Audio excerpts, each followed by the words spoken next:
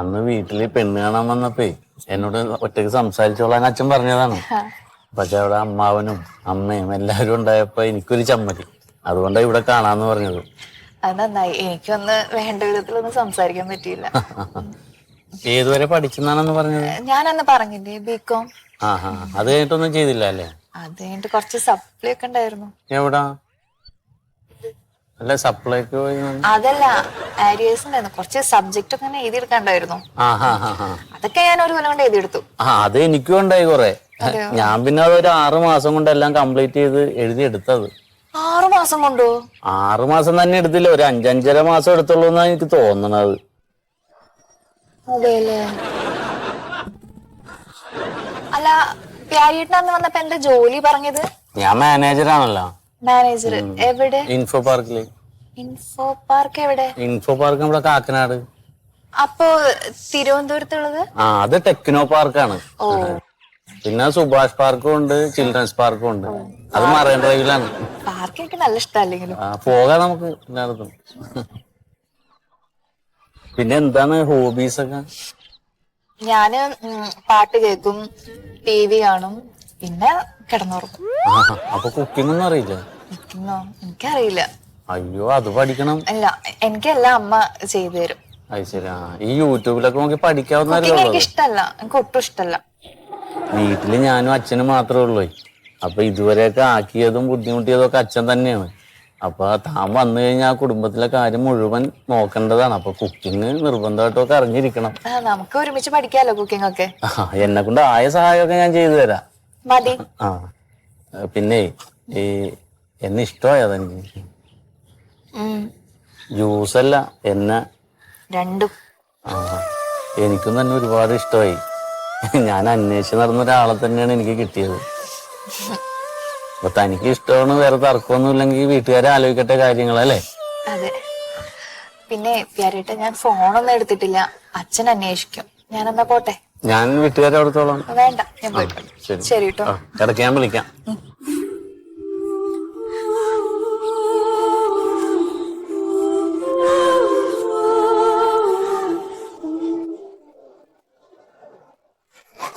എന്താ സത്യേട്ടാ, ഇന്നലെ നിങ്ങള് കണ്ടിട്ടല്ലോ?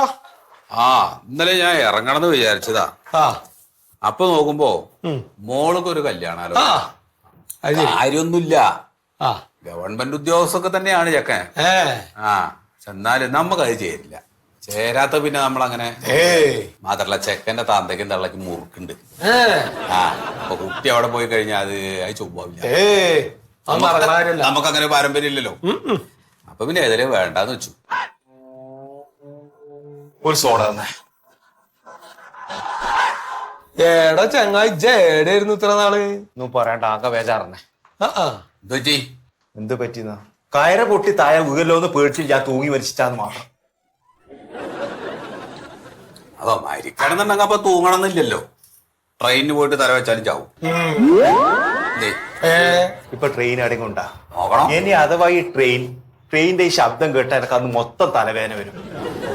അപ്പൊ പിന്നെ ഒരു മാർഗ്ഗമേ ഉള്ളൂ, വിഷം കുടിക്കുക. വിഷം കഴിച്ച് മരിച്ചാൽ ആള് പറയില്ലേ മരിക്കേട്. അല്ലട ചങ്ങായി, എനക്കിപ്പ എന്താ മരിക്കാത്ര അത്യാവശ്യം? എനിക്ക് എത്ര വയസ്സായത്? വയസ്സായവരൊക്കെ ചാവാൻ നിക്ക. ഞാൻ ഇതൊരു കല്യാണം കഴിച്ചു. എന്റെ കൂട്ടുകാര് കല്യാണം കഴിച്ച് അവർക്ക് മക്കളായി, മക്കളെ കല്യാണം വരെ കഴിഞ്ഞു. ഞാനോ? അല്ല, കൊറേ പെണ്ണ് കണ്ടല്ലോ. കണ്ടു. ഈ ഒരു 3-4 മാസത്തിനുള്ളിൽ 14 പെണ്ണ് ഞാൻ കണ്ടു. അതിൽ 3 എണ്ണം എനിക്ക് ഇഷ്ടായി. മറ്റേത് അവർക്ക് ഇഷ്ടായിട്ട. ഓ ശരി. അപ്പൊ ഈ 3 എണ്ണം അതെ, അതാണ് ഈ പ്രശ്നം വന്നത്. ഈ 3 എണ്ണത്തിൽ ഒന്ന് കല്യാണം സെറ്റായി, നിശ്ചയം കഴിഞ്ഞു. നിശ്ചയം കഴിയുമ്പോ നമ്മ 2.5 പവന്റെ വളയിട്ട് കൊടുത്തു. ഞാൻ സ്വന്തം അധ്വാനിച്ച പൈസ. അത് ശരി. വളയന്റെ അല്ല പ്രശ്നം, ഈ വളയിട്ട് കൊടുത്ത് കല്യാണത്തിന്റെ അന്ന് ഈ പെണ്ണ് ചെക്കനില്ലേ ഡ്രൈവർ കൊണ്ടുവരില്ല, കല്യാണ മണ്ഡപത്തിൽ കൊണ്ടുവരുന്ന ചെക്കന്റെ അപ്പുറം ഒളിച്ചോടി.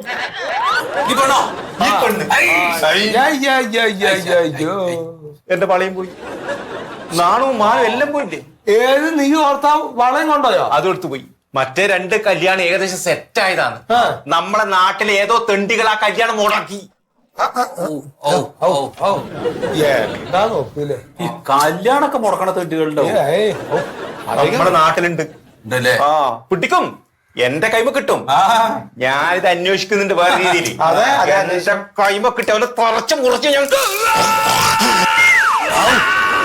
വിടൂല.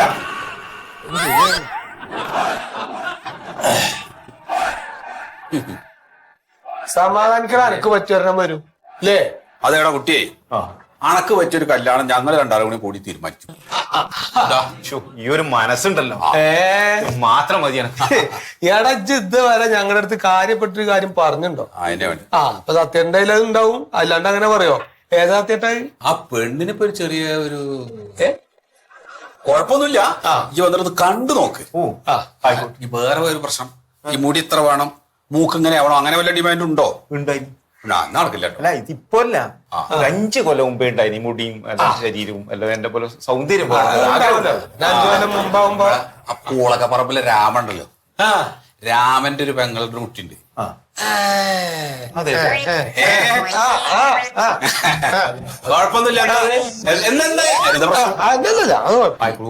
ഡിമാൻഡും ഇല്ല. ഇനി അഥവാ 2 കല്യാണോ 3 കല്യാണോ കഴിഞ്ഞാലും പ്രശ്നം. എനിക്ക് കുഴപ്പമില്ല, അവർക്ക് കുഴപ്പമുണ്ടെങ്കിൽ മാത്രം. എനിക്ക് ഒരു കുഴപ്പമില്ല. എങ്ങനെയൊക്കെ ഒന്ന് കല്യാണം കഴിക്കണം. എന്താ ഒരു പെണ്ണാവണം അല്ലേ? അതെ, ഒരു അഭിമാന പ്രശ്നമാണ് ഇത്. മുടി ഇട്ടില്ലേ, അതാണ് മുടി എനക്കിട്ടല്ലോ വേണമെങ്കിൽ. പിന്നെന്താ മുടി അങ്ങനെ വെച്ചാ കാര്യം കഴിഞ്ഞില്ലേ? അത് മതി, അത് മതി. 3 ദിവസമായി ഉറങ്ങാത്തത്. അതല്ലേ, ഇപ്പൊ പോയിട്ട് ഉറങ്ങണം. പകലോ രാത്രിയോ ഒന്നുമില്ല. ഈ ഒരു ടെൻഷൻ. നിങ്ങൾ പോലത്തെ മനുഷ്യന്മാർ മതി നമ്മുടെ നാട്ടില്.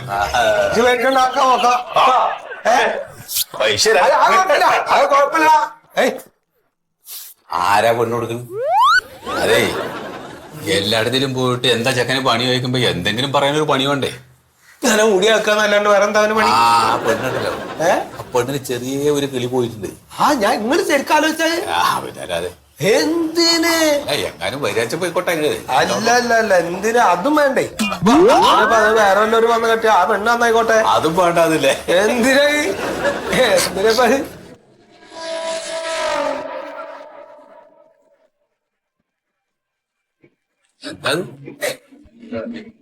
ചേട്ടാ, അടുത്ത അവിടെ ടയർ കടല് എന്താ? ഒരു മിനിറ്റാ.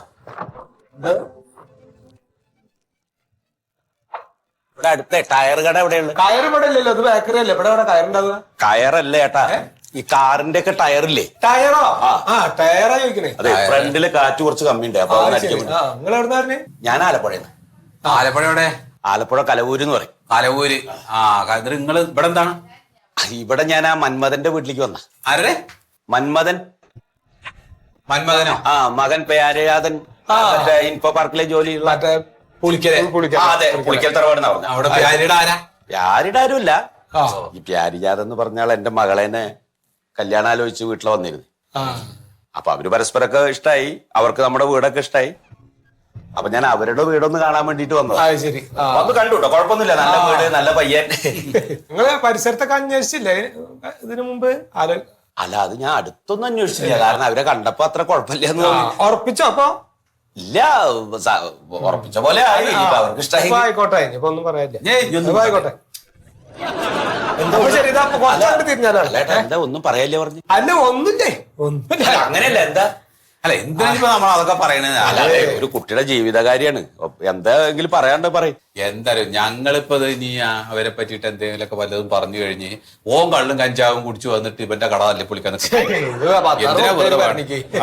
അല്ല, അവൻ കള്ളു കഞ്ചാവ് കുടിക്കും. അല്ല, അങ്ങനല്ല. അങ്ങനല്ലേ എപ്പോഴേലും കൂട്ടുകാരൊക്കെ കൂടുമ്പോ അത് മിക്കവാറും ഉണ്ടാവാറുണ്ട്.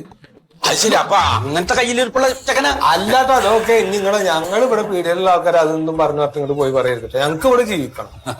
ഞാനിതൊന്നും പറയാൻ നിൽക്കില്ല. ഇത് അറിഞ്ഞത് നന്നായിട്ടോ. ദൈവമാണ് ഇന്ന് ഇവിടെ എത്തിച്ചത്. അല്ലാതെ നിങ്ങളിപ്പോ ആലോചിച്ച് ജീവിക്കാതെ നടന്നോട്ടെ. എന്താച്ചുണ്ടാവും? ചിലൊരു കല്യാണം കഴിഞ്ഞാൽ ഒന്ന് മാറി കിട്ടുമല്ലോ. അങ്ങനെയുണ്ട്. ശരി, അങ്ങനെ പരീക്ഷിക്കാനുള്ള വസ്തുവല്ല എന്റെ മോള്. പിന്നെ അങ്ങനല്ല, കല്യാണം എന്നൊക്കെ പറഞ്ഞു കഴിഞ്ഞപ്പോ ആരുടെ തലയിലാവും എന്നുള്ള ഒന്നും നമുക്ക് മുൻകൂട്ടി പറയാൻ പറ്റില്ല. ഇത് വിധിയാണേ.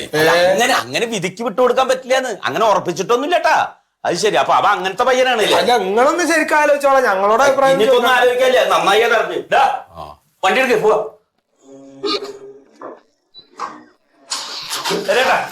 ആയിക്കോട്ടെ ആയിക്കോട്ടെ.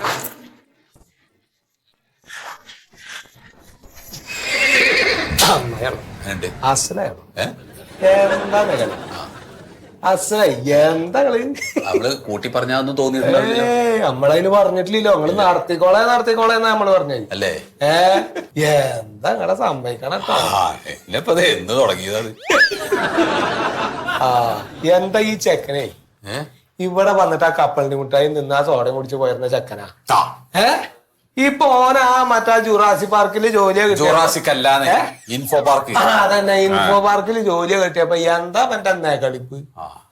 ഓൻ പെണ്ണിട്ട് നമ്മളൊന്ന് ഇതേ പൂലി അവന്റെ കല്യാണം വണ്ടി. ഞാൻ ഇറങ്ങിയാലോ? എനിക്ക് ഇനി ആരെങ്കിലും വന്നാലോ? നിങ്ങൾ ഇന്നലെ ഇല്ലാണ്ട് ആകെ അവിടെ നേരം പോവാണ്ട്. ഒരു അര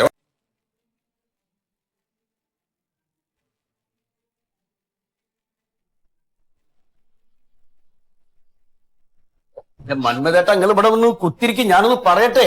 എന്റെ മൊയ്തു, ഞാൻ എങ്ങനെ ഇരിക്കും സമാധാനമായിട്ട്? ഇങ്ങനെ ഒരെണ്ണം പുറന്നിറഞ്ഞിരിക്കുമ്പോ എന്റെ ബുദ്ധിമുട്ട് നിങ്ങൾക്ക് പറഞ്ഞാൽ മനസ്സിലാവില്ല. ഇതിപ്പോ മൂന്നാമത്തെ ആലോചനയാണ് മുടങ്ങുന്നത്. ആ സുഗതം വന്നിട്ട് നമുക്ക് എത്രയും പെട്ടെന്ന് കല്യാണം നടത്താന്ന് പറഞ്ഞു പോയ ആളാ ഇപ്പൊ വിളിച്ചിട്ട് പറയണ്ട് കല്യാണം നടക്കൂല.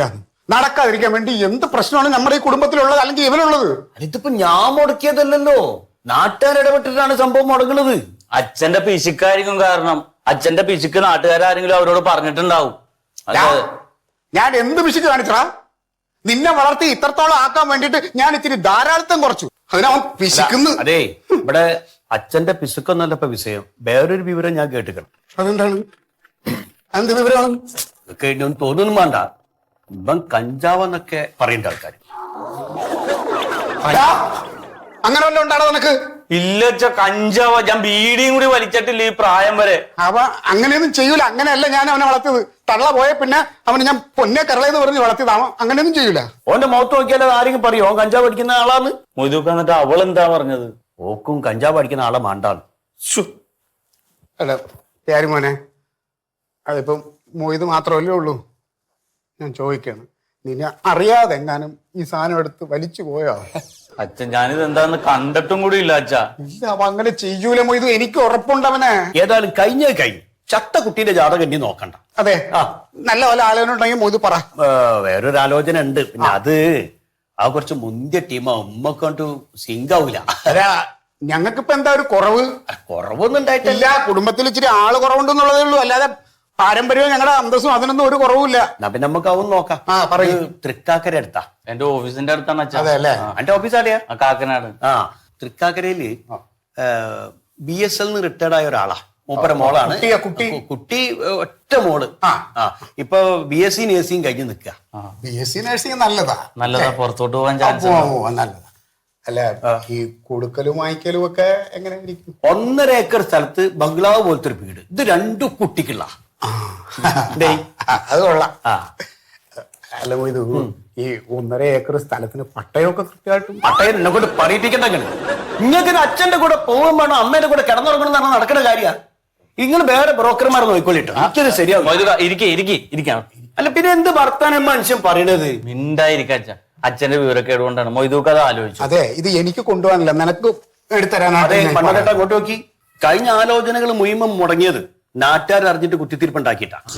അതുകൊണ്ട് ഈ ആലോചന 4മതൊരാൾ അറിയരുത്. നമ്മൾ 3 ആൾ, എന്നാലേ ഇത് നടക്കുള്ളൂ. അതെ അതെ, മനസ്സിലായിട്ടല്ലോ? ഞങ്ങളായിട്ട് ആരോടും പറയാം. മതി, ഞാനായിട്ടും ആരോടും പറയില്ല. പിന്നെ പെണ്ണ് കാണുന്ന അന്ന് ഉച്ചക്ക് തന്നെ നമുക്ക് കല്യാണം നടത്താൻ പറ്റുമെങ്കിൽ അത്രയും അതൊന്ന് സംസാരിക്കും. അന്ന് ഉച്ചക്ക് തന്നെ. ഈ അന്വേഷിക്കുമ്പോ നല്ല പ്രശ്നം ഉണ്ടാകും. അതേതായാലും നമ്മൾ നോക്കാം. ഏതായാലും ഇപ്പൊ ഈ ബൈക്ക് കൊണ്ട് പോവാം. ഞാൻ ഓരോട് പറയാം കേട്ടോ. എന്നാ പിന്നെ ഞാൻ പോട്ടെ. ഞാനും ഉണ്ട് പോയതൊക്കെ പുറത്തേക്ക്. എനിക്ക് ആ മണ്ടോദരി ഡോക്ടർ ഒന്ന് കാണണം. വയറിനൊരു ചെറിയ നമ്മുടെ സത്യന്റെ മോള്. അതെ അതെ, ആ കുട്ടി പറഞ്ഞ മാതിരി കേട്ടോ. ഒരുപാട് ആലോചന ഞാൻ കൊണ്ടുകൊടുത്ത ഒന്നും അതിന് ശരിയാവില്ല. ഭയങ്കര ഡിമാൻഡ് അവർക്ക്. പക്ഷെ അസുഖത്തിന്റെ കാര്യത്തിലൊക്കെ വയറുവേനക്കോൾ അപ്പം മാറ്റി തരും. ഇതിപ്പോ എന്താ അറിയാമോ, ഇവന് കല്യാണം നടക്കാത്തതിന്റെ ഒരു ആദിയാണിത്. അതിന്റെ അല്ല, എന്തായാലും കല്യാണത്തിന് മുമ്പ് രോഗങ്ങളെ കണ്ട് പോയിക്കോട്ടെ. നമ്മരെ പോര് പെട്ടെന്ന് തിരിച്ച് വരണേ മോനെ. അവിടെ എവിടെയും ചുറ്റി തിരിയല്ലേ. നമ്മുടെ നാട്ടുകാരും ഒന്നും നല്ലതല്ല, അതുകൊണ്ട് പറയാ. ഈശ്വരാ, ഇതെങ്കിലും നടന്നാ മതിയായിരുന്നു. എന്നാലും ആ പട്ടയം ആണുമായിരിക്കും. ഇതൊന്നുമില്ല, ഗ്യാസിന്റെ ആണ്. ഈ മരുന്നേ വെറും വയറ്റില് ഒരു 5 ദിവസം കഴിക്കേ. ഈ മനസ്സിൽ എന്തെങ്കിലും പ്രയാസം ഉണ്ടെങ്കിൽ ഇങ്ങനെ ഗ്യാസിന്റെ ബുദ്ധിമുട്ടുണ്ടാവും ഡോക്ടറെ? ഇപ്പൊ എന്താ മനസ്സിന് ഇത്ര പ്രയാസം? അത് ഈ കല്യാണം ഒന്നും അങ്ങോട്ട് ശരിയാകണില്ലേ. 2-3 ആലോചന അടുക്ക പിടിക്കാൻ വന്നതാണ്, പക്ഷെ അതങ്ങോട്ട് മുടങ്ങി പോണു. അത് കൊള്ളാം. അങ്ങനെയാണെങ്കിൽ എനിക്കൊക്കെ എന്നും ഗ്യാസ് ആയിരിക്കുമല്ലോ. ഡോക്ടറുടെ കല്യാണം അങ്ങോട്ട് ശരിയാകണില്ല എന്ന് പറഞ്ഞു കേട്ട്. ഒന്നും പറയണ്ട, അച്ഛനെ ഓരോ പിടിവാശിയാണ്. സർക്കാർ മെഡിക്കൽ കോളേജിൽ നിന്ന് MD എടുത്ത ആളെ കൊണ്ട് എന്നെ കെട്ടിക്കോളന്ന് വാശിയില്ല. അത് ശരി. അപ്പൊ സത്യേട്ടനും അങ്ങനെ നിർബന്ധമൊക്കെ ഉണ്ടാ? പിന്നെ എത്ര കല്യാണാലോചന വന്നെന്നറിയാമോ? അപ്പൊ ഡോക്ടർക്ക് ഈ കോളേജിൽ പഠിക്കണ സമയത്ത് ഏതെങ്കിലും ഒരു ഡോക്ടറെ കണ്ടുവെച്ചുകൂടായിരുന്ന? എനിക്ക് ഇപ്പൊ അങ്ങനെയൊക്കെ തോന്നണുണ്ട്. പക്ഷെ അന്ന് ഈ പഠിത്തത്തിന്റെ തിരക്കല്ലേ. പിന്നെ അത് മാത്രമല്ല, അമ്മ കുഞ്ഞിലേ മരിച്ചേ പിന്നെ അച്ഛനല്ലേ എന്നെ വളർത്തിയത്. അപ്പൊ ഞാൻ അങ്ങനെയൊന്നും ഓർത്തില്ല. ചെറുപ്പത്തിലെ തന്നെ എന്റെ അമ്മ മരിച്ചതാണല്ല. അപ്പൊ അച്ഛന് നിർബന്ധം നല്ലൊരു കാര്യം തന്നെ നടത്തണമെന്ന്. വീട്ടിലും വേറെ ആരും ഇല്ലേ. അപ്പൊ അന്വേഷിച്ച് വന്നപ്പോ ഈ 3 കാര്യവും നാട്ടുകാർ മുടക്കിന്നാ പറയണത്. അയ്യോ, മര്യാദക്ക് ആ കോളേജിലൊക്കെ പഠിക്കുമ്പോ ആരെങ്കിലും പ്രേമിച്ചാ പോരായിരുന്നു? ആഗ്രഹമില്ലാഞ്ഞിട്ടല്ല, നമ്മളെയൊക്കെ ആരെങ്കിലും പ്രേമിക്കണ്ടേ. എന്താ കാണാൻ അത്ര മോശമാണ്? ഒരു മെനയുണ്ടായില്ലല്ല. ഇപ്പൊ ഈ ജോലിയൊക്കെ കിട്ടിയപ്പോഴല്ലേ ഒരുവിധം വെട്ടം വെച്ചത്. ശരിയാണ്, അന്ന് സോഡാ കുപ്പി പോലെ ഇരുന്നിട്ട്. അന്ന് എനിക്കൊരു ആത്മവിശ്വാസം ഒന്നും ഉണ്ടായില്ലേ. അല്ലെങ്കിൽ ഞാൻ മണ്ടുവിനെ പ്രേമിച്ചാനെ. എന്റെ വീടിന്റെ മുമ്പിൽ കൂടിയല്ലേ മണ്ടുവും ഷീജയൊക്കെ ട്യൂഷന് പോയിക്കൊണ്ടിരുന്നത്. അപ്പൊ ഒരാഗ്രഹം ഉണ്ടായിന്നെ, പറയാൻ ധൈര്യം കിട്ടിയില്ല. കൊള്ളാല. അന്നത് പറഞ്ഞെങ്കിൽ ഇപ്പൊ ഇവിടെ വരണ്ടായിരുന്നു. ഗ്യാസിന്റെ ഗുളിക വീട്ടിലിരുന്ന് എഴുതി തന്നാ പോരായിരുന്നു. ചെല്ല് എന്നാ ഈ മരുന്ന് മേടിച്ച് കഴിക്കട്ടെ. അപ്പൊ ഇത് ഈ മുകളിൽ എഴുതിയാണ് വെറും വയറ്റിലെ കഴിക്കണമല്ലേ. അപ്പൊ ഞാൻ രാവിലെ കഴിച്ചിട്ട് ഒരു 3 മണിക്ക് വരാം. എന്തിന്? അല്ല, ഒന്ന് കാണാലോ, ആശ്വാസം ഉണ്ടെ പറയാല്ല. 5 ദിവസം കഴിഞ്ഞ് വന്നാ മതി. എന്നാ ആ ഫോൺ നമ്പർ ഒന്ന് എഴുതിയേരി, എന്തെങ്കിലും സംശയം ഉണ്ടെ വിളിക്കാല്ല. ഇപ്പൊ ഇതിലുള്ള ഫോൺ നമ്പറിൽ വിളിച്ചാ മതി. എഴുതിക്കോ. ഇതിലുള്ളത് വിളിച്ചാ മതി. മതി. അതിൽ അച്ഛനാരെങ്കിലും എടുത്താലേ. ചെല്ല്. അല്ല, വേറെ ആരെങ്കിലും വരുന്നവരെ നമുക്ക് സംസാരിച്ചിരിക്കാം. വേറെ പേഷ്യൻസ് ഒന്നും ഇല്ല പുറത്ത്. സത്യത്തിൽ എന്താ പ്രശ്നം? എന്നാ ശരി, എന്നാ ഞാൻ വിളിക്കാം. I love you പറഞ്ഞേക്കായിരുന്നു.